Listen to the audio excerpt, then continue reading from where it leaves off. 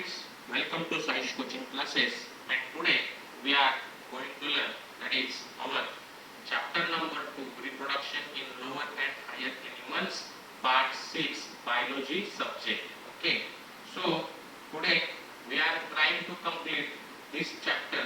We are finishing. आज आपल्याला हा चॅप्टर संपवण्याचा आपण प्रयत्न करणार आहोत, बिकॉज आता आजच्या या पार्ट मध्ये आपला लास्ट टॉपिक आपल्याला उरलेला आहे. बिकॉज आपण याच्या आधी कशा पद्धतीने आपले फर्टिलायझेशन प्रोसेस पूर्ण होते आणि जायगॉट फॉर्म होतो. जायगॉट फॉर्म झाल्याच्या नंतर तो एम्ब्रॉयी सिस्टीम साठी कशा पद्धतीने एंटर होतो. आता जायगॉट फॉर्म झालेलं होतं हे आपण प्रिव्हियस व्हिडिओ पर्यंत पाहिलं होतं. आता त्याची पुढची प्रोसेस जायगॉटच्या नंतर ब्लास्टोलेशन पण आपण बघितलं आणि ब्लास्टोलेशनची प्रोसेस झाल्याच्या नंतर आता ब्लास्टोलेशन पूर्णपणे युटेरसच्या दिशेने येण्याचा मोरुला हा जो असतो तो मोरुला युटेरसच्या दिशेने घेऊन येतो आणि तिकडे आता एम्ब्रॉयी फॉर्म करून आपल्याला फॉर्म केलेला असतो. आणि आता पुढे आपल्याला लर्न करायचं ते म्हणजे इम्प्लांटेशन. आता इम्प्लांटेशन कशा पद्धतीने होतं त्याचा आता इथे आपल्याला चांगल्या रीतीने अभ्यास करायचा आहे. Now, implantation means what? After the formation of blastocyst, that is embryo. Blastocyst म्हणजेच काय तर embryo. आतापर्यंत आपण पाहिलं की मेल गॅमेट, फिमेल गॅमेट, त्याच्यानंतर त्यांच्यापासून मग त्या मेल गॅमेट पासून एक हॅप्लॉइड आला, फिमेल गॅमेट पासून वन हॅप्लॉइड आला, दॅट इज एन, बरोबर. आणि मग त्याच्यानंतर पॉप्युलेशन झालं. पॉप्युलेशन झाल्याच्या नंतर ह्या सगळ्या गॅमेट्स प्रोसेस होतात. त्यानंतर मग तिथे काय होतं की त्याचं डिप्लॉइड टू एन मध्ये कन्व्हर्जन झालं. त्याच्यानंतर मग ओसाइट आणि ह्या सगळ्या गोष्टींचा काय फर्टिलायझेशन झालं आणि कुठली प्लेस होती ती एम्पुला मध्ये प्लेस झाल्याच्या नंतर तिकडे जायगॉट फॉर्म झालं, राईट. मग जायगॉट फॉर्म झाल्याच्या नंतर आपण ब्लास्टोलेशन प्रोसेस संपूर्ण आपण मीन्स इन प्रिव्हियस व्हिडिओ आपण त्या ब्लास्टोलेशनची प्रोसेस कशा पद्धतीने होते ते देखील पाहिलं.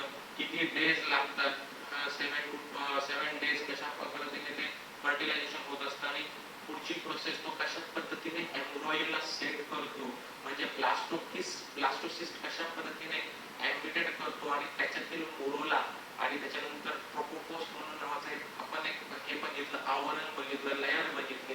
ती लेयर कशा पद्धतीने त्याला त्या युटेरस मध्ये घेऊन येते आणि त्याच्यानंतर आता नेक्स्ट जे आहे ते इम्प्लांटेशन कशा पद्धतीने होतं याचा आता इथे आपल्याला काय करायचं आहे, अभ्यास करायचा आहे. Okay, so after the formation of blastocyst, that is embryo, gets embedded into the endometrium of uterus. Okay, you know very well, uterus मध्ये तो आता काय होतो की embedded म्हणजे तो काय होतो की व्यवस्थित सेट होण्याचा प्रयत्न करतो युटेरस मध्ये एका पर्टिक्युलर ठिकाणी. कुठेही तो सेट होणार नाही, तर त्याची प्लेस कुठे, एम्बेडेड इनटू द एंडोमेटेरियम. आणि ऑलरेडी मी तुम्हाला ते आपण फिमेल रिप्रोडक्टिव्ह सिस्टीमची तुम्हाला मी जी डायग्राम लेबलिंग करायला सांगितली होती त्याच्यामध्ये मी प्रॉपरली तुम्हाला लेबलिंग करून दाखवलेली आहे. तर तुम्ही त्या व्हिडिओमध्ये जाऊन तुम्ही पाहू शकता की एंडोमेटेरियम ऑफ युटेरस कुठे आहे. Okay, the embryo usually implants in the region of the fundus. हे देखील तुम्हाला मी दाखवलं होतं. Okay, fundus of the uterus. Okay, अशा पद्धतीने एम्ब्रायो हा युजुअली कुठे इम्प्लांट्स होतो तर फंडसच्या ठिकाणी. युटेरस मध्ये फंडस एक रिजन आहे, त्या रिजनच्या तिथे एम्ब्रायो युजुअली इम्प्लांट होण्यासाठी तयार असतो. तो इम्प्लांट त्याच ठिकाणी तो होत असतो. I hope so you can understood whatever I am saying. Okay, at the end of the 10th day of the formation of a blastocyst, it is implanted on or buried in the endometrium. म्हणजे 10th day झाल्याच्या नंतर blastocyst पूर्ण झाल्यामुळे ब्लास्टोसिस्टचं formation झाल्याच्या नंतर म्हणजेच कधी तर फर्टिलायझेशन प्रोसेस ही पूर्ण ब्लास्टोसिस्ट कंप्लीट होण्यासाठी 10 डेज लागतात. आणि मग after the end of the 10 days it is implanted. Implanted म्हणजे काय की त्या ठिकाणी त्याला काय केलं जातं की त्या ठिकाणी त्याला म्हणजे त्या ठिकाणी तो इम्प्लांट होतो. म्हणजे बरीड म्हणजे कसं म्हणजे आपण गाडून ठेवतो ना, आपण म्हणतो की ही वस्तू इथंच फिक्स केली पाहिजे, फिक्स्ड होतं ते तिथे फिक्स्ड होतं. कुठे तर एंडोमेटेरियम मध्ये ते फिक्स्ड होतं. तो एम्ब्रॉयो तिथे त्याच ठिकाणी तो फिक्स्ड होणार आहे, इकडे तिकडे जाणार नाही. युटेरस मध्ये एंडोमेटेरियम ह्याच ठिकाणी त्याला प्लेस करण्याचं काम इथं केलं जातं. I hope so you can understood this point also.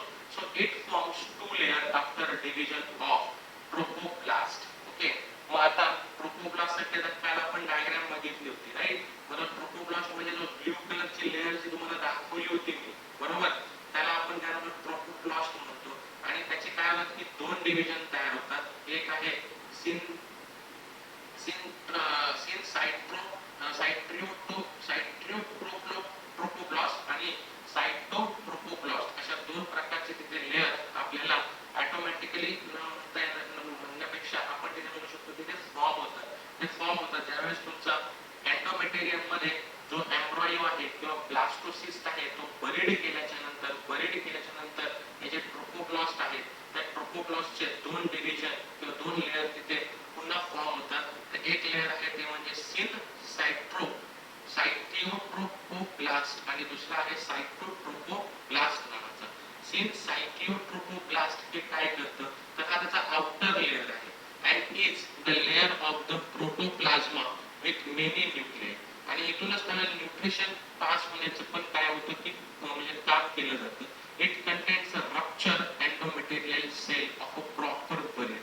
आणि इथं काय केलं जातं की ह्या लेअरमुळे तो प्रॉपर त्या एंडोमेटेरियल सेलच्या इथेच त्याला बरीड करणार, इकडे तिकडे बरीड करण्याचं काम करणार नाही, तर प्रॉब्लेम होऊ शकतो पुढे जाऊन. आणि म्हणून तो जो ब्लास्टोसिस्ट जो आहे तो बरोबर तो एंडोमेटेरियम मध्येच बरीड व्हायला पाहिजे, प्रॉपरली तिथे सेट व्हायला पाहिजे. त्यासाठी हा एक काय की सेन्स असलेला एक लेअर आहे आणि त्या सेन्स असलेल्या लेअरमुळे त्याच्यामध्ये असलेल्या वेरियस कंटेंट्स ऑफ द प्रोटोप्लाझ्मा आणि त्याचबरोबर वेगवेगळ्या न्यूक्लियाईमुळे तो बरोबर तो आपला जो ब्लास्टोसिस्ट आहे तो बरोबर त्या युटेरस मध्ये एंडोमेटेरियम या ठिकाणीच त्याला बरीड करण्याचं काम या सायटिओट्रोपोप्लास्ट मुळे तिथे होत असतं. I hope so you can understood. कारण युटेरस मध्ये बरेच काय असते की बरेच स्पेस असते, त्यामुळे इकडे तिकडे न तो बरीड करता त्याला फक्त माहिती आहे की आपल्याला फक्त या ब्लास्टोसिस्टला कुठे बरीड करायचंय, तर एंडोमेटेरियम मध्येच, आणि तिथे पण कुठे फंडस हा जो असतो युटेरस मध्ये तिथेच त्याला प्रॉपरली बरीड करायचं असतं, हे त्याला चांगल्या रीतीने ठाऊक असतं. So cytotrophoblast it is a inner layer, एक आतली लेअर असते जी रेड कलरची आपण म्हणजे प्रिव्हियस व्हिडिओज मध्ये जर पाहिली असेल, तुम्हाला मी दाखवली होती याच्यामध्ये ब्लास्टोनेशनच्या प्रोसेससाठी. त्यावेळेला जे मोवल्याच्या नंतर जे लेअर फॉर्म होते आणि ती पातळशी लेअर असते ती outer layer, that is a syncytiotrophoblast. आणि सायटोट्रोपोब्लास्ट ही इनर लेअर, त्याच्यामध्ये रेड कलरचे सेल्स तुम्ही पाहिले असतील. In this cell retain their cell boundaries, आणि इथं देखील सेलची बाउंड्री असते. I hope so you can understood that very well. So I will move on the next slide. Okay. So in next slide what we'll learn, that is a gastrulation process. And this is a very important gastrulation process. It may be 3 to 4 marks question coming on this topic. Okay, gastrulation. आता gastrulation म्हणजे काय, तर आता इथे खऱ्या अर्थाने तुमचा blastocyst हा परिपूर्ण म्हणजे पूर्णतः तुमचा काय तयार झालेला असतो. आणि मग या प्रोसेस मध्ये काय होतं, see it is the process of formation of gastrula from the blastocyst. Okay, properly इथे तुमचं काय होणार आहे की एम्ब्रॉयो प्रॉपरली तयार होणार आहे. At this stage it show the slow down the stage of the cleavage. आणि आता इथे काय करतो की क्लिवेजचं स्लो डाऊन स्टेज इथे आपल्याला पाहायला मिळते. आता क्लिवेज म्हणजे काय आपण प्रिव्हियस व्हिडिओ मध्ये देखील चांगल्या रीतीने पाहिलं होतं. The two important events occur in this stage, that is a differentiation of the blastomers आणि दुसरं म्हणजे morphogenic movements. Okay, आता differentiation of blastomers means what? This process result in the formation of 3 germinal layer, that is ectoderm, mesoderm and endoderm from the cell of embryoblast. म्हणजे आता इथे तो काय करत असतो की जर्मिनल लेयर्स तयार करण्याचं काम आता ह्या ब्लास्टोमर्स मध्ये केलं जातं. आणि ते 3 प्रकारामध्ये विभागलं जातं, ectoderm, mesoderm and endoderm from the cell of the embryoblast. आता हे तिघांचे फंक्शन्स काय आपण पुढे टेबल क्रिएट केलंय, त्या टेबल मध्ये मी तुम्हाला चांगल्या रीतीने ते समजून सांगतो. म्हणजे इथे आता काय होणार आहे की क्लिवेजचं काम हळूहळू काय होणार आहे, संपुष्टात येणार आहे आणि पुढची प्रोसेस कशी होती ते आता आपण पाहणार आहोत. नंतर दुसरा जो इव्हेंट होतो तो म्हणजे मॉर्फोजेनेटिक मुवमेंट. म्हणजे काय मॉर्फोजेनेटिक म्हणजे आपली जी बाह्यरूप आहेत अंगाची, आपली जी बॉडीची बाह्य अंग असतात, बाह्य अंग, ती त्याची मुवमेंट इथं हळूहळू क्रिएट होण्यासाठी तयार व्हायला सुरुवात होते. So different type of movement to reach a definite place in embryo. बरोबर आहे. म्हणजे वेगवेगळ्या प्रकारच्या वेगवेगळ्या हालचाली आता एम्ब्रायो मध्ये काय करतात हळूहळू सुरू व्हायला सुरुवात होते. Gastrulation begins on embryoblast after 8 day after fertilisation. आणि ही प्रोसेस ओके फर्टिलायझेशन झाल्याच्या नंतर फर्टिलायझेशनसाठी आपल्याला 14 डेज लागले. 14 डेज मध्ये फर्टिलायझेशन झालं आणि मग फर्टिलायझेशन झाल्याच्या नंतर 8व्या दिवसापासून ही काय होते तर ही प्रोसेस चालू व्हायला सुरुवात होते.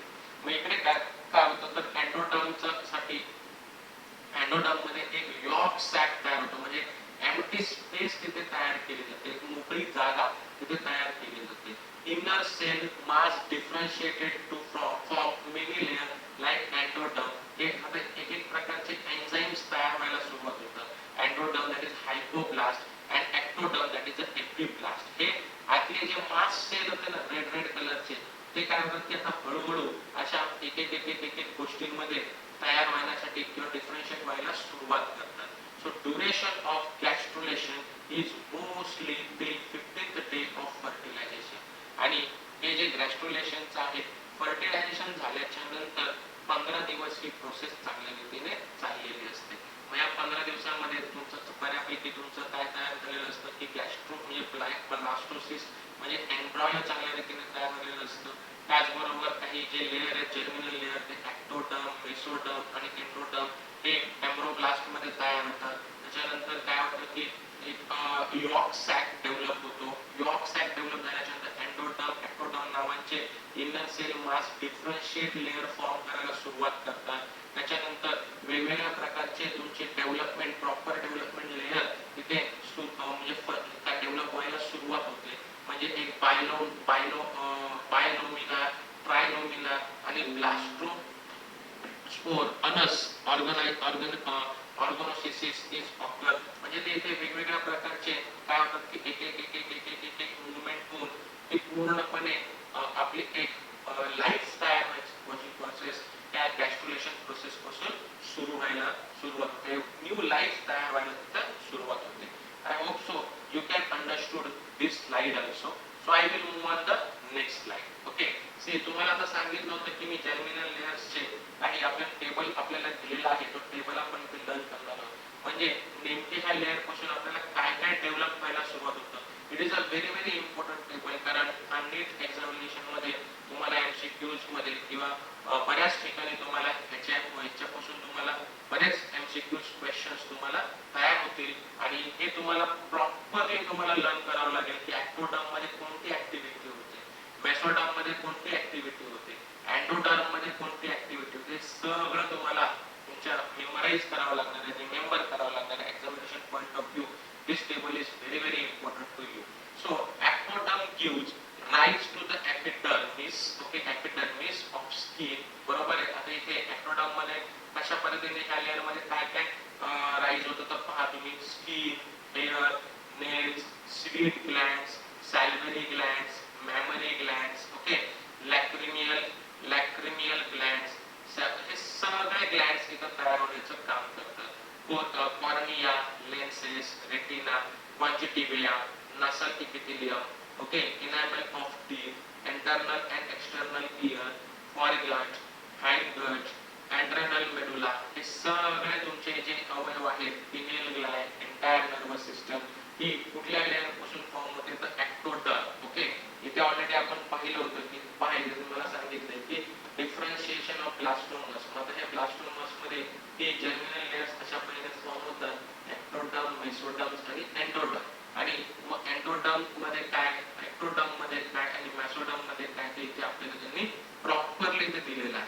मग मेसोडर्म कशाशी रिलेटेड असतो तर मेसोडर्मचा form of all type of the muscles. इथे मसल्स मेसोडर्म मुळे तयार होतात except iris muscles. Okay and ciliary muscles of eye which is originated from the ectoderm.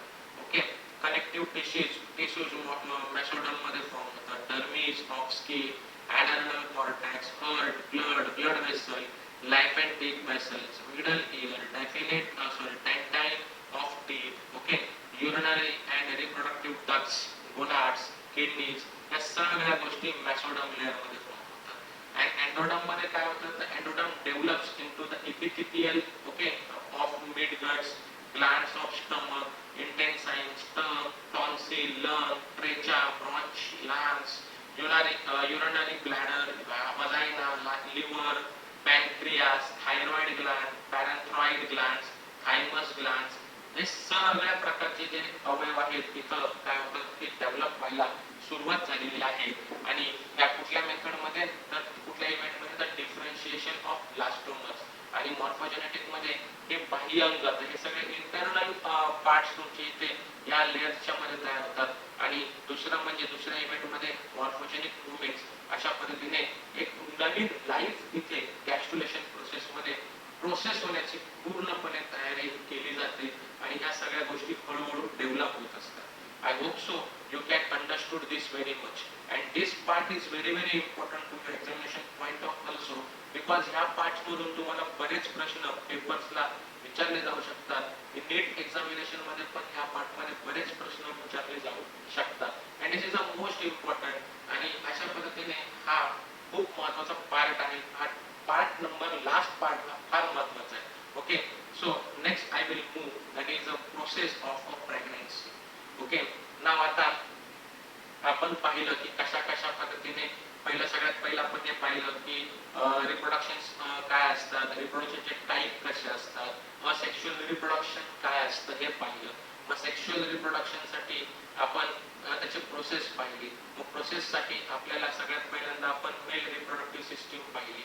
Male reproductive system मध्ये आपण टेस्टिस आणि स्पर्म फॉर्मेशन पाहिलं. मग फिमेल रिप्रोडक्टिव्ह सिस्टीमचा आपण अभ्यास केला. त्यामध्ये आपण काय पाहिलं, तर ओव्हम एग आणि त्याच्यानंतर ओसाइट आणि त्याचबरोबर ह्या सगळ्या फॉर्मेशनच्या नंतर त्या दोघांचं फर्टिलायझेशन प्रोसेस पाहिली. आणि आफ्टर फर्टिलायझेशन मोरुला ब्लास्टोसिस्ट कसं तयार होतं, अँपुला पर्यंत कशा पद्धतीने फर्टिलायझेशन होऊन त्याची प्रोसेस होते. आणि त्याच्यानंतर अँपुला पासून ह्या ब्लास्टोसिस्ट पासून ब्लास्टोरेशन होऊन एम्ब्रायो कसा तयार होतो. आणि एम्ब्रायो हा आता युटेरस मध्ये आलाय. आणि एम्ब्रायो तयार झाल्याच्या नंतर या एम्ब्रायो मध्ये युटेरस मध्ये आपण कुठे पाहिलं तर एंडोमेट्रियम किंवा फंडस या ठिकाणी त्याचं बरीड झालं. आणि बरीड झाल्याच्या नंतर आफ्टर 8-10 डेज नंतर फर्टिलायझेशनच्या नंतर कशा पद्धतीने त्याची मुवमेंट होते, गॅस्ट्रुलेशन प्रोसेस कशी फॉर्म होते, हे सगळं बघितलं. आणि आता लास्ट स्टेज आपण पाहतोय, that is a pregnancy. Okay, so it is a most important. Y? Because आज आपल्या गव्हर्नमेंट सुद्धा या गोष्टीवरती ट्रेस आउट करतंय. कारण या गोष्टींचं बऱ्यापैकी नॉलेज आज बऱ्याच जणांना नाही आपल्या इंडियामध्ये. त्यामुळे याचं नॉलेज घेणं फार महत्त्वाचं झालेलं आहे. याचं एज्युकेशन घेणं फार महत्त्वाचं झालेलं आहे. कारण काय होतं की एज्युकेशन नसल्या कारणामुळे, अवेअरनेस नसल्या कारणामुळे बरेच कॉम्प्लिकेटेड केसेस आज आपल्याकडे वाढत चाललेले आहेत. आणि त्याच्यामुळे कदाचित हा चॅप्टर तुमच्या सिलेबस मध्ये त्यांनी दिला असावा. अगदी 10वी पासूनच आपल्याला ह्या गोष्टींचं एज्युकेशन दिलं जातं. पण in details in 12th standard मध्ये एवढ्या डिटेल्स मध्ये का देण्याचं कारण ह्याच्यानंतर बरेच विद्यार्थी मेडिकलला जातात. आणि त्याचबरोबर मेडिकलला जरी कोणी गेले नसतील, पण ज्यांना पुन्हा बायोलॉजी हा सब्जेक्ट आहे, एक प्रकारे एक अवेअरनेस सिस्टीम याच्यातून या सब्जेक्ट मधून आपल्यापर्यंत पोहोचली जाते. म्हणून या सगळ्या गोष्टी डिटेल्स मध्ये दिल्या गेलेल्या आहेत. So it is the condition of carrying one or more embryos in the uterus. Okay, आता इथे कसली कंडिशन असते की इथे कंडिशन आहे की one or more embryos in the uterus. Okay, and it is also called as a gestation. Okay, आणि याला आपण दुसऱ्या नावाने पण आपण ओळखू शकतो, गेस्टेशन. गेस्टेशन म्हणजेच काय तर प्रेग्नन्सी असं आपण म्हणू शकतो. ओके, डॉक्टर मोस्ट प्रोबब्ली किंवा मेडिकल वर्ड मध्ये प्रेग्नन्सीला गेस्टेशन देखील म्हटलं जातं. Okay, so it refers to the period between the fertilisation of the egg up to parturition. आणि हा कोणता कालावधी आहे, तर एगचं फर्टिलायझेशन झाल्यापासून ते पार्च्युरेशन म्हणजे न्यू बेबी बॉर्न पूर्ण होऊपर्यंत, म्हणजे बेबी पूर्ण बॉर्न होण्यापर्यंतचा जो कालावधी जातो, त्या पिरियडला किंवा त्या कालावधीला, त्या पिरियडला आपण काय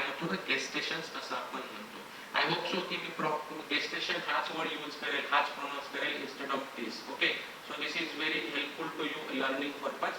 So the average period of a pregnancy in a human lasts for 266 days. Okay, आता इथे एक प्रेग्नेंसी पिरियड किती सांगितलेला आहे तर 266 डेज और 280 डेज. ओके, और 280 डेज म्हणजे 266 मध्ये प्लस 14 डेज ऍड केले तर counted from LMC last menstruation cycle.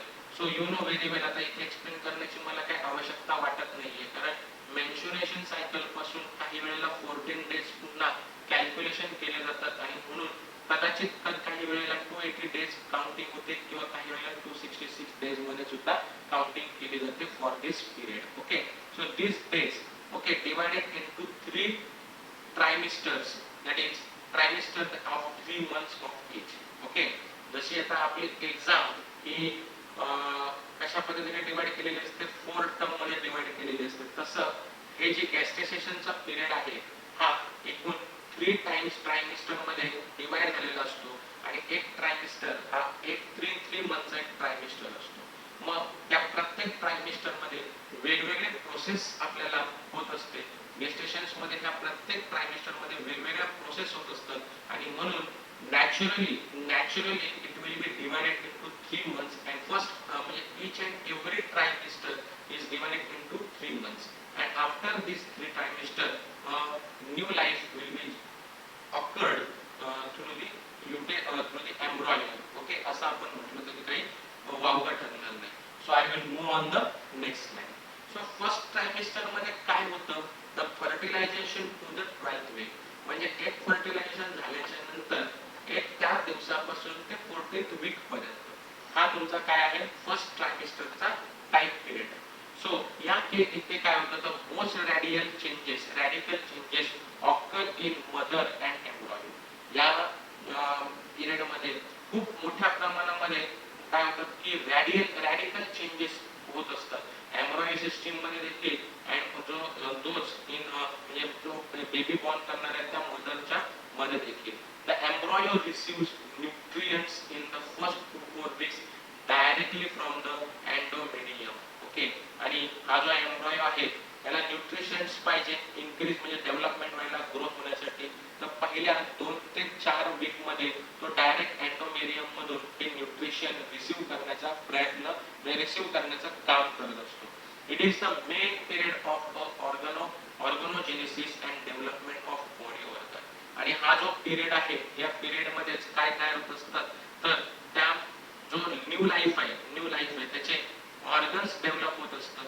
प्रत्येक ऑर्गन्स आपण बघितलं होतं की एंडोडर्म, मेसोडर्म आणि आपण हे टेबल मध्ये पाहिलं होतं की एक्टोडर्म, मेसोडर्म आणि एंडोडर्म म्हणजे ह्या पिरियड मध्ये एक ऑर्गनोजेनेसिस प्रोसेस चालू असते आणि त्याचबरोबर त्या न्यू लाईफची बॉडीचे ऑर्गन्स पण इथे डेव्हलप व्हायला सुरुवात झालेली असते.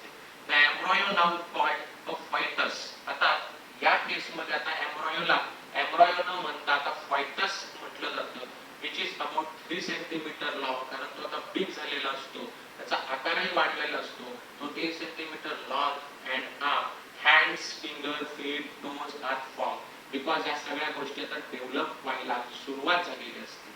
Working of CNS is fully formed. Movement begins but mother can't feel. Okay, आता इथे ही सीएनएस ची वर्किंग आता सीएनएस म्हटल्यावरती आता याचा फुल फॉर्म मला माहित नाही ऍक्च्युअल मध्ये कदाचित मी फिजिकल क्लासेस झाल्यावरती तोपर्यंत नेटवरती मी शोधून ठेवतो सीएनएस म्हणजे काय किंवा जर आपल्या बुक मध्ये आला असेल तर माहित नाही वाचताना जर गेला असेल तर माहित नाही बट इथे या सीएनएस चं वर्किंग फुल फॉर्म मध्ये चाललेलं असतं पण ह्याची जी मुवमेंट आहे ती फिलिंग येत नाही त्या मदरला फिलिंग येत नाही मुवमेंट्स चालू झालेली असते पण ती फिलिंग मात्र मदरला येत नाही. At the end it becomes 7 to 10 centimetre long that is 6 week आणि हे सगळं झाल्याच्या नंतर 6व्या आठवड्यामध्ये हार्ट बीट्स चालू व्हायला सुरुवात होते. ओके, सो कशा पद्धतीने प्रोसेस होते पाहिले की फर्स्ट ट्रायमिस्टर मध्ये काय काय बदल होतात ते तुम्हाला लक्षात आले असते. Now mother reproductive system changes due to the high level of progesterone and material placenta is formed. आणि आता काय होतं की मदरची जी रिप्रोडक्टिव्ह सिस्टीम पण आहे की चेंजेस व्हायला सुरुवात होते का, कारण ह्या लेवलला किंवा इथे हाय लेवलमध्ये प्रोजेस्ट्रॉन रिलीज होत असतात आणि त्याचबरोबर प्लॅसेंटा देखील इथं फॉर्म होत असतो, त्याच्यामुळे त्यांची देखील रिप्रोडक्टिव्ह सिस्टीम जरा थोडीफार चेंज व्हायला इथे ह्या ट्रायमिस्टर मध्ये सुरुवात झालेली असते. Mother feel sickness in morning, मग त्याच्यामुळे काय होतं की सिकनेस जाणवतो त्यांना आणि खूप म्हणजे अशक्तपणा जाणवतो. त्या पिरियड मध्ये वॉमिटिंग जास्त होतात, मूड बरोबर नसतो, अशा बऱ्याच गोष्टी त्यांना फील व्हायला लागतात. इथे आय थिंक म्हणजे स्पेलिंग रॉंग झाली मॉर्निंगची, you can correct it. Okay, ज्यावेळेस तुम्ही नोट्स तुमचे प्रिपेअर करता त्यावेळेस जर इथे टायपिंग मिस्टेक, टायपिंग करताना एनच्या ऐवजी एम टाइप केलं गेलेलं आहे, so just correct it. Okay, so this is about the first trimester.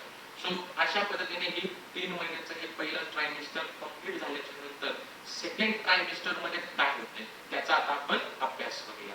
So हे प्रॉपर मी नोट्स प्रॉपरली तुम्हाला तुमच्यासाठी मी काढले, तर पुस्तकातलं सगळं घेतलेलं आहे. डोंट वरी फॉर दॅट, पुस्तकाबाहेरचं काही नाहीये, पण याला कसं केलेलं आहे की बुलेट फॉर्म मध्ये एका सेंटेन्स फॉर्म मध्ये तुम्हाला लिहून दिले, जेणेकरून तुम्ही प्रॉपरली एवढे पॉइंट जरी मांडलेत ना पेपर मध्ये 100% मार्क्स मिळणार आहे. वाय? बिकॉज तुमच्या पुस्तकामध्ये काय आलंय की पीडीएफ म्हणजे बुक मध्ये एवढं लेंदी हेच दिलेलं आहे.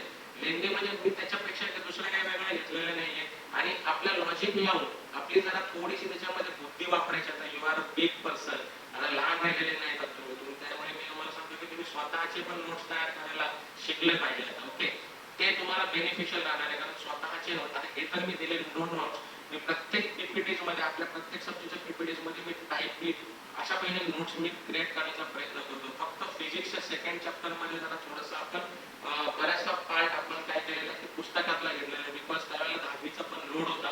पण डोंट वरी, त्याचाही तुम्हाला जर पाहिजे असेल तर आपण बघू, करता येईल, काही प्रॉब्लेम नाही. पण तुम्ही जर केलं तर ते बेटर राहणार आहे.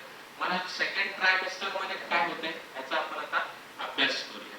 Okay, so in second trimester from 13 to 26th week, म्हणजे 13 आठवडे ते 26व्या आठवड्यापर्यंत, म्हणजे हा सेकंड ट्रायमिस्टर हा 3 महिन्याचा कालावधी.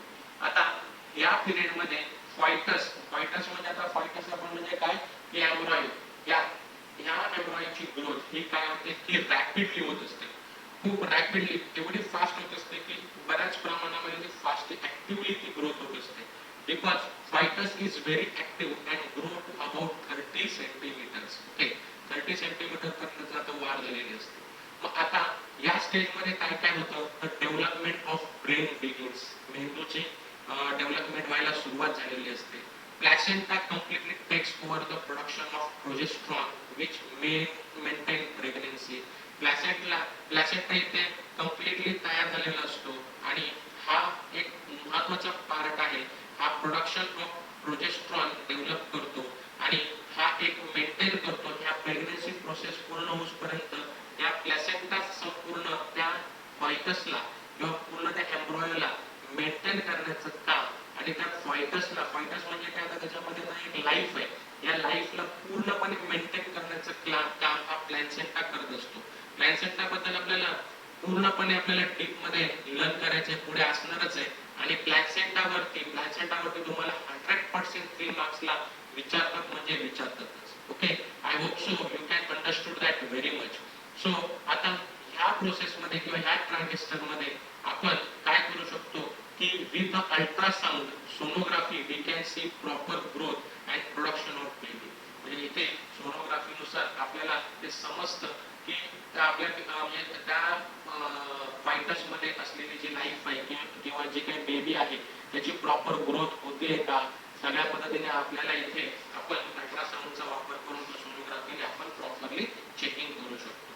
So baby's movement can be easily felled by mother in this period. Already म्हणजे ह्या पिरियड मध्ये फर्स्ट ट्रायमिस्टर मध्ये फिलिंग होत नाही, पण ह्या ट्रायमिस्टर मध्ये मात्र मदरला म्हणजे त्या मदरला फिलिंग होते त्या बेबीजच्या मुवमेंटची.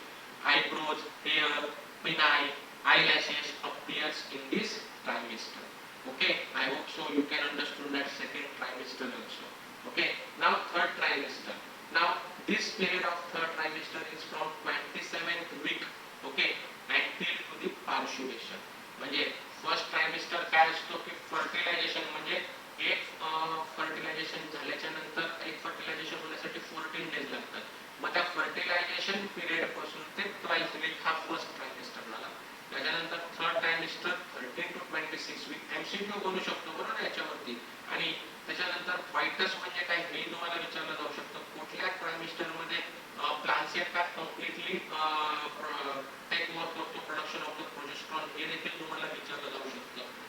ट्रायमिस्टर मध्ये आपण सोनोग्राफी करू शकतो हे देखील विचारलं जाऊ शकतं.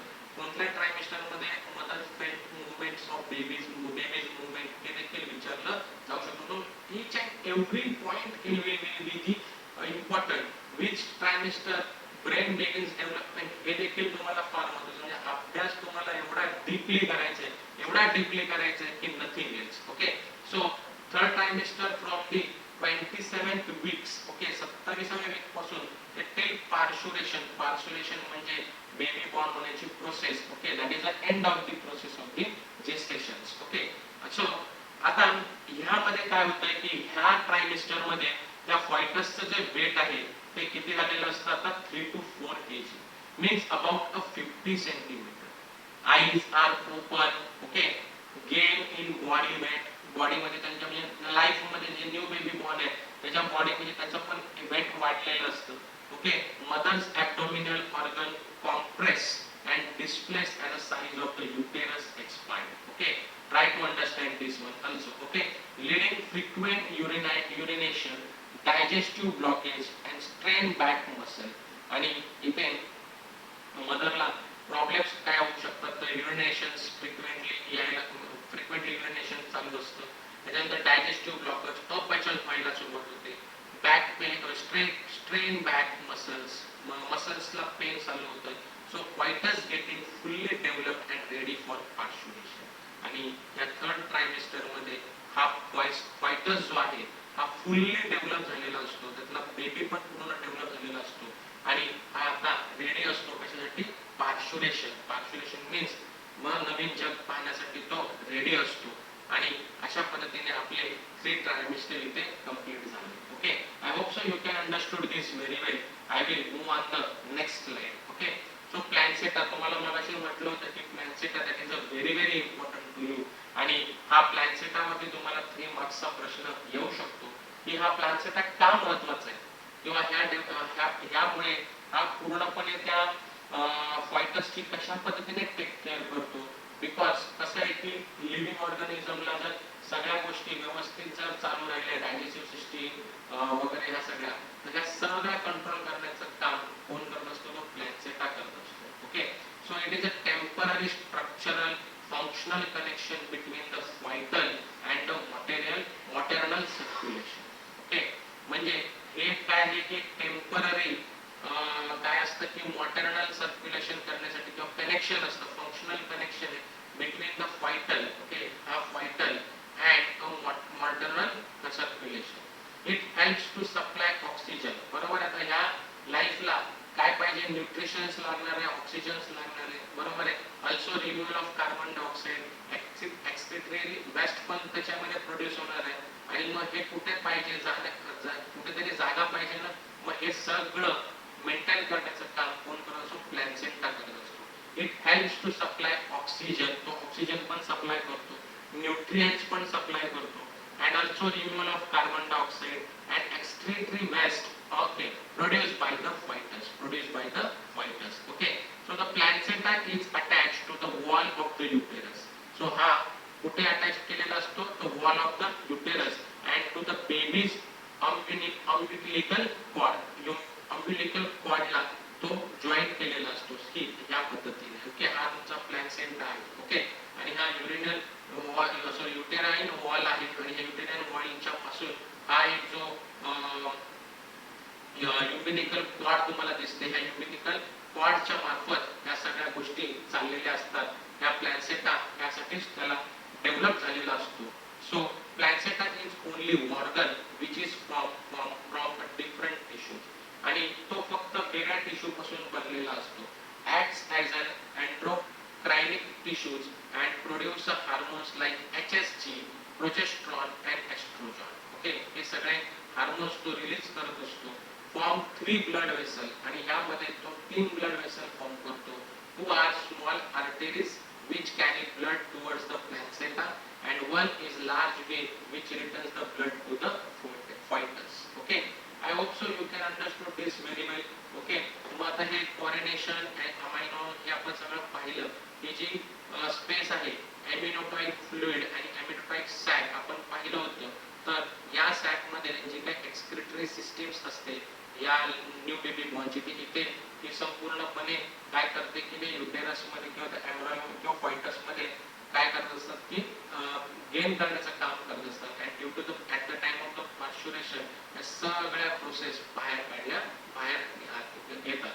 Okay, so you can understood this very well. Okay, so now parturition, it is a process of giving birth to baby, you know very well.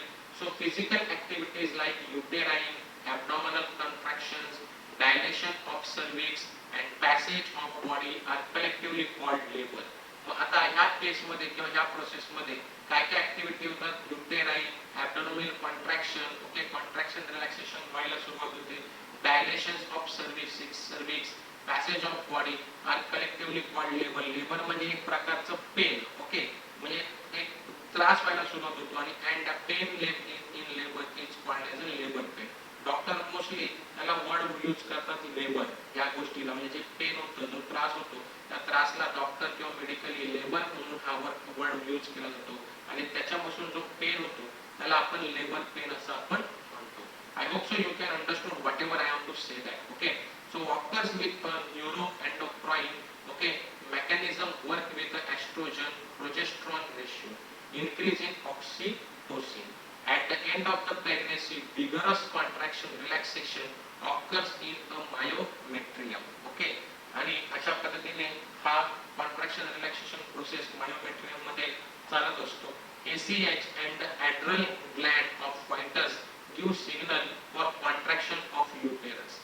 आणि हा जो एक प्रकारचा एन्झाईम आहे किंवा हार्मोन आहे, हा सिग्नल देतो कोणाला? तर युटेरसला की बाबा आता लाईफ बेबी बॉर्न व्हायची वेळ आलेली आहे. आणि त्याच्यानंतर मग ह्या गोष्टी सगळ्या प्रोसेस होतात.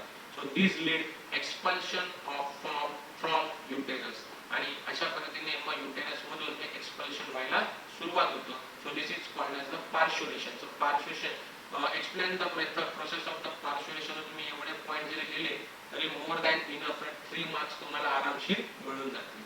I hope so you can understood this very well. Okay, so I will move on the next slide. So this is a dilation stage, impulsion stage आणि after birth. मग dilation stage काय आहे? Uterine contraction begins from top and forcing the baby towards the cervix. Cervix काय आहे हे तुम्हाला माहिती आहे.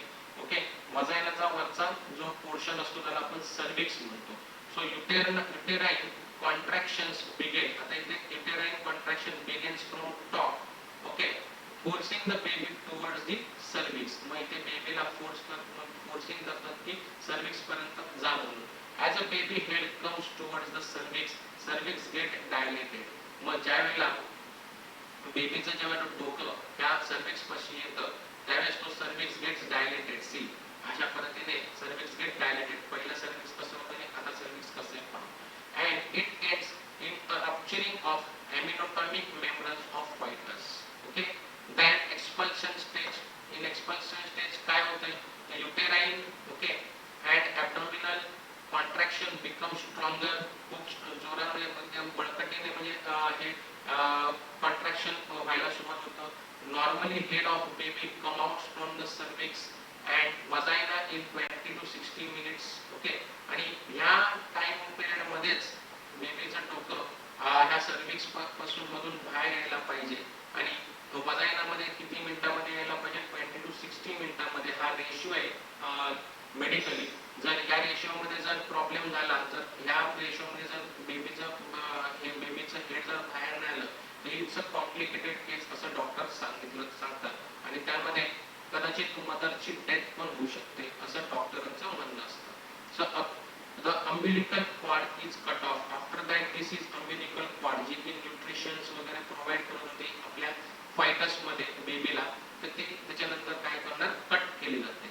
After the birth, after delivery the babies umbilical cord and placenta of mother cut off and parturition is done. आणि अशा पद्धतीने पार्च्युरेशन process पूर्णपणे इथे झालेली असते.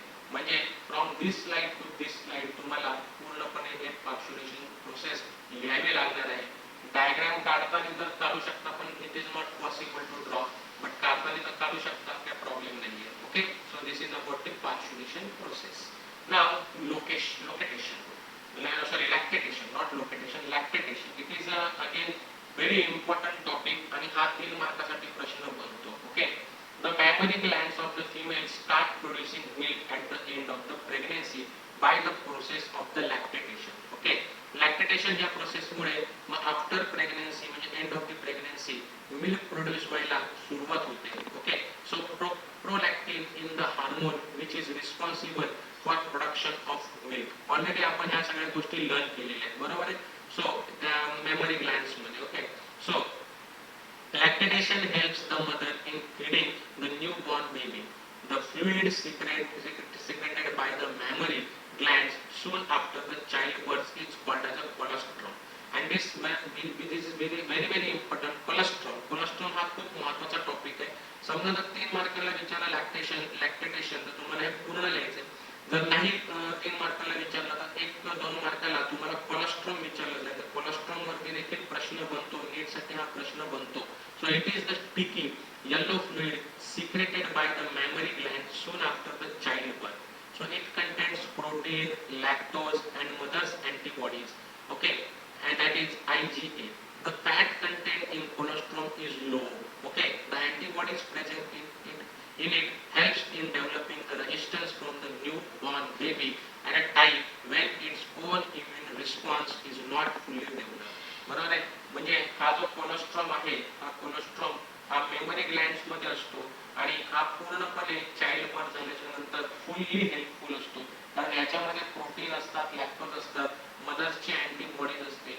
कारण न्यू बेबी बॉर्न ह्या त्या वेळेला म्हणजे जवळजवळ त्याला इम्युन सिस्टीम पॉवर त्याच्याकडे फुल्ली डेव्हलप झालेली नसते आणि मग त्याला इम्युनिटी प्रोव्हाइड करण्याचं काम हे काय करत असतं, कोलेस्ट्रॉल करत असतं, जे की मेमरी ग्लँड्स मध्ये असतं मदरच्या. I hope so you can understood this point is also very well and it is a very important lactation process and this lactation process is very important after the pregnancy or after the birth of the child because immune system ही त्याची properly develop झालेली नसते. त्याला immune सिस्टीमसाठी गरज असते आणि त्या सगळ्या गोष्टींची इम्युन सिस्टीमसाठी लागणारी जी काही प्रोटीन्स, लॅक्टोज वगैरे जे काही हे आहेत रिस्पॉन्सिबल फॅक्टर्स हे त्या कोलेस्ट्रॉल मध्ये अवेलेबल असतात. I hope so you can understand this is very much. Okay, so I will move on the next topic that is a reproductive health. आता मी हे काय वाचत बसणार नाहीये, हे जस्ट तुमच्यासाठी काय आहे की एक प्रकारचा अवेअरनेस प्रोग्राम आहे की हा जो अवेअरनेस प्रोग्राम म्हणजे हे केलेला आहे, रिप्रोड्यूस केलेला आहे, that is a World Health Organization. म्हणजे अवेअरनेस काय की तुम्हाला ह्या सेक्स रिलेटेड जे काही एक्सपेक्ट्स आहेत हे तुम्हाला चांगल्या रीतीने हेल्थी सोसायटीमध्ये तुम्हाला चांगल्या रीतीने माहिती पाहिजे, अवेअरनेस पाहिजे आणि त्याच्यामुळे हा प्रोग्राम राबवला जातो. आणि बऱ्याच ठिकाणी आता गव्हर्नमेंटने असं सांगितलेलं आहे की वेरियस स्कूल्समध्ये की ह्या प्रकारचं एज्युकेशन देणं फार महत्त्वाचं झालेलं आहे आणि म्हणून ही जी रिप्रोडक्टिव्ह हेल्थ WHO कडनं राबवली जाते आणि ह्याचं सगळं अवेअरनेस आपल्यापर्यंत पोहोचावं हा त्यांचा उद्दिष्ट आहे. आणि म्हणूनच हा प्रोग्राम जास्त करून आपल्या इथे कशासाठी कोणासाठी ऑपरेशनल आहे तर तो म्हणजे reproductive and child health care या प्रोग्रामच्या अंडर हा आपल्याकडे राबवला जातो. मग याचे गोल काय, to create the awareness among the people about the various aspect related to the reproduction. बरोबर आहे. आपल्याकडे अजूनही त्याचा अवेअरनेस नाहीये की रिप्रोडक्शन सिस्टीम मध्ये कशा पद्धतीने होतं आणि त्याचबरोबर बऱ्याच खेडेगावामध्ये अजूनही काही अवेअरनेस नाहीये. त्याच्यामुळे पॉप्युलेशन वाढण्यासाठी पण मदत होते. So how to decrease the population आणि how to maintain healthy society या पाठीमागचा उद्दिष्ट आहे RCH प्रोग्रामचा. To provide the facilities to people to understand and build up the reproductive health. I hope so you can understand this. मी ह्या सगळ्या गोष्टी वाचत बसणार नाही कारण याच्यामध्ये सगळा पापट पसरा दिलेला आहे. Okay, so you just read आणि तुम्ही स्वतःचे नोट्स बनवू शकता. कारण काय की आता हे सगळं तुम्हाला माहिती पण आहे आणि बऱ्यापैकी तुम्हाला सगळ्या गोष्टी माहिती आहेत त्यामुळे तुम्ही स्वतः बनवलं तरी चालणार आहे.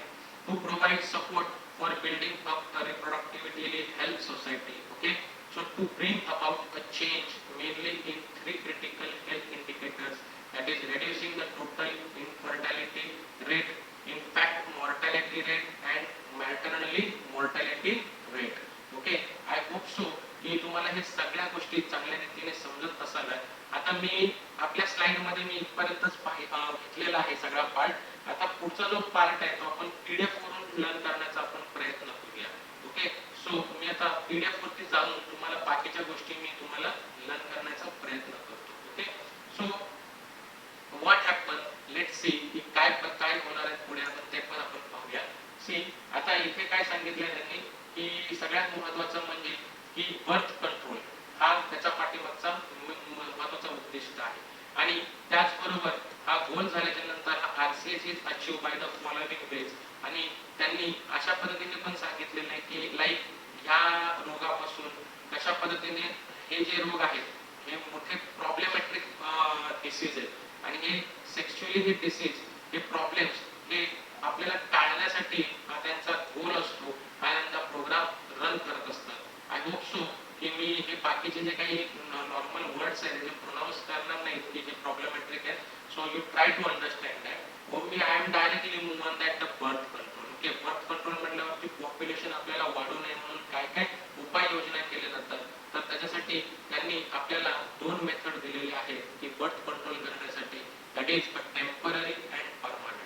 मग टेम्पररी मेथड मध्ये टोटल त्यांनी एक पहिली मेथड दिली की natural method, safe period and rhythm method. Okay, in the natural period the principle of avoiding the chances of fertilization is used. A week before and a week after menstruation bleeding is considered the safe period for sexual intercourse. Okay, you know very well. आता already आपण पाहिलं की fertilisation केव्हा होतं, after menstruation सायकलच्या नंतर.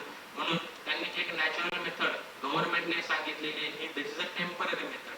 की त्यांनी सांगितले की पॉप्युलेशन केव्हा व्हायला पाहिजे, तर बिफोर दी सांगितले before a week of a menstruation or after a week. Okay, after a week, but it is not a safe method. The idea is based on the fact that ovulation occurs on the 14th day of the menstruation cycle. So it is a drawback lies in having a high rate of failure, but it is a he case failure होऊ शकते. सांगू शकत नाही की fertilisation केव्हा होऊ शकतं. It is not safe method. Temporary आहे पण सेफ मेथड नाही. Now second method is a coitus interrupts or withdrawal. In this method, the male partner withdraw his penis from the vagina just before the ejaculation so as to avoid the insemination. This method also has same drawbacks. Here also but drawbacks आहेत. Fertilisation येथे पण होऊ शकतं. त्यांचं म्हणणं असं आहे की आता तुम्ही सांगितलं इजॅक्युलेटरी आपण पाहिला होता की ज्या वेळेला स्पर्म रिलीज होतं त्यावेळेला इमिजिएटली काय करायला पाहिजे की withdraw this part from this part. You know very well, try to understand. Okay, so location amenorrhea, that is absence of menstruation. This method is based on the fact of the ovulation does not occur during the period of intense lactation following parturition. Therefore, as long as the mother breastfeeds the child fully, chance to consumption are almost negligible. However, this method also high chance of failure. So doesn't go for the temporary chance असं त्यांचं म्हणणं आहे. Chemical means spermicides. In this method, chemicals like foam, tablets, jellies and creams are used by the female partner before sexual intercourse. If the chemicals are introduced into the vagina, they adhere to mucous membranes, immobilize and kill the sperm, and it may be cause allergic reaction. This method also has a chance of the failure. Means chemical means असे काही chemicals आज medically हे झालेले develop झालेले की त्यांचं method करून काय केलं जातं की या गोष्टी पॉप्युलेशन केलं जातं. इन दॅट केस काय होतं की जे स्पर्म ज्या वेळेला एंटर करतात वाजायनामध्ये त्यावेळेला हे जे केमिकल्स आहेत ते स्पर्मला डेड करण्याचं काम करतात. त्याच्यामुळे देखील काय होतं की फर्टिलायझेशन होऊ शकत नाही. But it also not proper method. सांगू शकत नाही. त्यामुळे त्यांनी सांगितले this method also has chance of failure. Okay, so mechanical means a barrier method. Okay, in this method with the help of the barriers, ovum and sperm are prevented from physically meeting. These mechanical barriers are of 3 types. Number 1 is I am not pronouncing go on that. And population च्या वेळेला ही गोष्ट वापरली जाते. Okay, so इथे तुम्हाला pictures वगैरे दाखवले असतील. ओके, सो आणि in government organisation they will called like this word. Okay, या वर्डने ते प्रोनाउन्स करतात आणि हा ही डिसीज त्याच्यापासून वाचू शकते आणि हा एक सेफ मेथड आहे असं गव्हर्नमेंटचं म्हणणं आहे. Then diaphragm, cervical caps, valves, these devices used by the female are made of the rubber. This also one kind of the method. You just read, you can understand. This is very important. That is an intrauterine devices, UIDs. He method तुम्हाला कदाचित पेपरला विचारली जाऊ शकते. 2 to 3 marks साठी विचारली जाऊ शकते. So these clinical devices are plastic or metal objects. A doctor trained nurse place the IUDs into the uterus. This device include the Lippis loop, copper release UIDs, that is copper T, copper 7 and multi load 375 and hormones releasing UIDs, LNG20 and progestins. Okay, हे hormones त्याच्यातून release होतात. Okay, आणि त्याच्यामुळे काय होणार आहे की ही T ही अशा पद्धतीने काय केले जाते की युटेरसच्या सेंटरला UID अशा पद्धतीने हे जी UIDs आहे हे UID डिव्हाइस इथे फिट केलं जातं.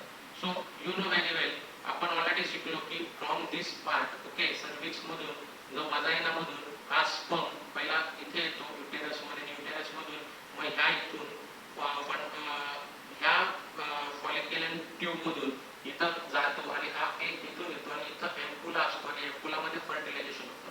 बट या UID मुळे त्याला काय होणार आहे, प्रिव्हेंट होणार आणि UID मध्ये हे जे हार्मोन्स असतात हे रिलीज होतात आणि LNG, प्रोजेस्टेरॉन हे सगळे हार्मोन्स इथे रिलीज होतात आणि हे इथे स्पर्मला किल करतात आणि 99% स्पर्मला तिथून आतमध्ये एंटर करू देत नाही. अशा पद्धतीचं हे UIDs डिव्हाइसेस आपण लावू शकतो. But it is also not that it is a temporary process but it is not helpful. कारण ह्याच्यात पण फेल्युअरचे चान्सेस जास्त असतात. डॉक्टरनी गॅरंटी दिलेली असते म्हणजे सुद्धा त्या गॅरंटीच्या नंतर देखील जर प्रॉब्लेम झाला तर प्रॉब्लेम होऊ शकतो. So Lippes loops is a plastic double loop, it's attract, हे सगळ्या त्याबद्दलची माहिती दिली, इन्फॉर्मेशन दिली. You can just read it and try to understand. Okay, हे सगळ्या गोष्टी नॉर्मली आहेत, म्हणजे नॉर्मली मीन्स पेपरला खूप कमी प्रमाणामध्ये विचारल्या जातात आणि बेटर आहे की तुम्ही जर स्वतःहून त्याचा जर अभ्यास केला तर तुम्ही चांगल्या पद्धतीने वाचून घेऊ शकता. ऑलरेडी बऱ्याच गोष्टी मी तुम्हाला म्हणजे शिकवल्या. सो रिप्रोडक्टिव्ह हेल्थमध्ये अशा पद्धतीने आता आपण पुढचा पार्टकडे वळतो, that is a philological, that is a oral devices. आता या वेळेला काय होतं की ही जी आहे फिलॉजिकल डिव्हाइस ही 6 नंबरची टेम्पररी मेथड आहे. ही टॅबलेट्स आहेत, पिल्स आहेत. Okay, that is called pills. It is an oral contraceptives used by the female. The pill contains progesterone and estrogens. They inhibit the ovulation, होऊ देत नाही. Hence no eggs are released from the ovary of the female using this pill and thus conceptions cannot occur. Okay, they also alter quality and survival muscus to prevent the entry of the sperm. The pills have side effects such as nausea, weight gain, tenderness of breast and slight blood loss between the menstruation period. The pill Saheli, okay, this word is Saheli, is an oral contraceptive for females which is non-steroidal. Saheli is to be taken once a week. These pills are sponsored by the government. Other contraceptive birth control implant, okay, it's a contraceptive used by the female. It is a tiny thin rod with the size of the matchsticks, okay, and it is implanted under the skin of the upper arm. The certain progestins and androgens, their mode of action is similar to the pills. They prevent the pregnancy for 3-4 years. Okay, त्याच्यानंतर this is second one is that the permanent method. It is a permanent method. It is very useful. The permanent birth control method in men called as a vasectomy and in women it is called as a tubectomy. Okay, so these are the surgical method also called as sterilization. In vasectomy a small part of the vas deferens. Okay, already आपण learn केलं होतं vas deferens, बरोबर आहे. कारण हे testis आहे, testis मधून epidermis, epidermis मधून जे स्पर्म जे रिलीज होतं आणि हे vas deferensच्या थ्रू या इथं व्हॅन्सिनेला येतं इजॅक्युलेटरी सिस्टीम मधून इथे आल्याच्या नंतर मग ह्या इथून पेनिस मधून ते आउट होण्याचे चान्सेस असतात. सो मग इथे vas deferensला काय केलं जातं की टाईड केलं जातं आणि इथे कट केलं जातं. Whereas a tubectomy, a small part of the fallopian tube is tied and cut. This blocks gametes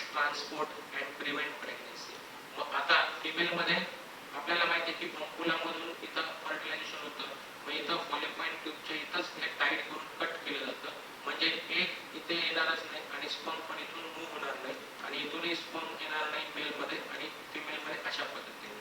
so this is the permanent method.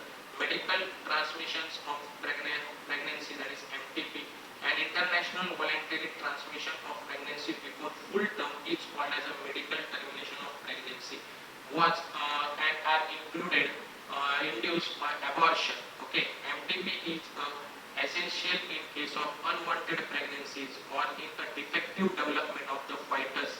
It is safe during the first trimester of pregnancy.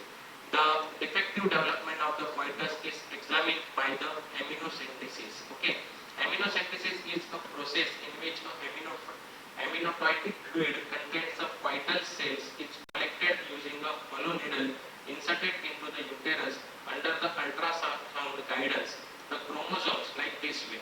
की म्हणजे आणि या वेळेला काय होतं की आपल्याला सांगितलं जातं की the chromosomes are studied to see the abnormalities in the development of your fetus, but the dangerous trend and is the misuse of amniocentesis to determine the sex of the unborn child. पण हे जे आपल्याला first ट्रायमिस्टर मध्येच आपल्याला हे समजतं, अशा पद्धतीचे इंजेक्शन्स आणि हे जे काही एन्झायमिन्स यावरून आपल्याला त्याचं त्या बेबीचं ऑर्गन पण म्हणजे ऑर्गन पण आपण चेक करू शकतो की that baby is new baby is male or female. पण हा ऍक्ट असल्या कारणामुळे, तो गव्हर्नमेंटचा हा ऍक्ट असल्या कारणामुळे हे कुठलेच डॉक्टर तुम्हाला सांगणार नाही आणि हे आज बॅन केलेलं आहे. त्याच्यामुळे काय होतं की बर्थ ऑफ गर्ल चाइल्ड हे खूप लो झालं होतं. सो त्याच्यामुळे हा बॅन केलेला आहे. Okay, so this is about this and you read this and you can get us various information about this. So about this chapter is very well. आणि अशा पद्धतीने आपण हे जे ट्रान्समिटेड डिसीज इथं तुम्हाला दाखवलेले आहेत, सिम्पटम्स काय आहेत हे जस्ट तुम्ही रीड करा. ओके, त्याच्यानंतर हा नेक्स्ट पार्ट आहे इनफर्टिलिटी. इनफर्टिलिटी म्हटल्यावरती काय की तर नॅचरल प्रोसेसने हा IVFचा माध्यम घेऊन सुद्धा तुम्ही जायगॉट तयार करू शकता. ओके, हे बरेचसे इनफर्टिलायझेशन आहेत जे you just read this. Various kinds of technologies are develop for the baby born. काय असतात प्रॉब्लेम्स त्याच्यामुळे. त्याच्यानंतर गेमेट्स इंट्रा पॉलिपियन ट्रान्सफर हा एक टेक्नॉलॉजी आहे. स्पर्म बँक और सीमेन बँक आज अवेलेबल आहेत, you know very well. So you just read it. Adaptation after that झाल्या सगळ्या प्रोसेस नंतर जर काही झालं नाही, adaptation is last process to get the child adopted by the mother and father. Okay, so this is the method. Okay, so I हा देखील तुम्ही लर्न करा. हे सगळं वाचून जरी घेतलं तरी तुम्हाला काही प्रॉब्लेम येणार नाहीये. आय होप सो की तुम्हाला हा जो चॅप्टर आहे हा चांगल्या रीतीने समजला असावा. ओके, सो मी आता आपल्या स्लाइड वरती येतो.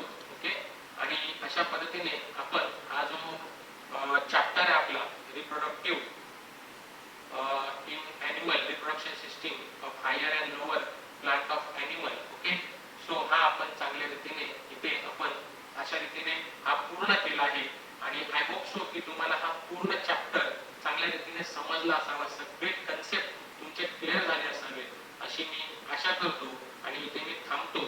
So thank you for watching this video.